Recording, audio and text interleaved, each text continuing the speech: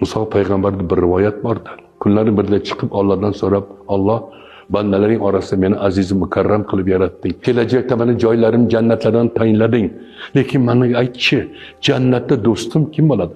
Qadrdon birodarim, mehribonim, qo'shnim jannatda kim bo'ladi Alloh desa, Alloh aytdi, Muso, seni jannatdagi do'sting, birodaring, mehriboning yer yuzini falon shahrida. O'sha shaharning falon bozorida qassoblar rassasida bir yosh do'konda o'tirgan qassob yigit jannatdagi do'sting, mehribon, qadrdoning bo'ladi. Ertasiga Tur tog'idan tushib Muso payg'ambar haftalab, oylab yurib xullas qalam u shaharni borib topdilar. Sekin bir rastalarni kuzatib borib, qassoblar rastasidan kelib uzoqdan tikilib qarab, bir yosh do'konda o'tirgan yigitga ko'zlari tushibdi, yuraklari shig' etib sekin oldiga borib, kimlarini aytmabdilar, o'g'lim, assalomu alaykum.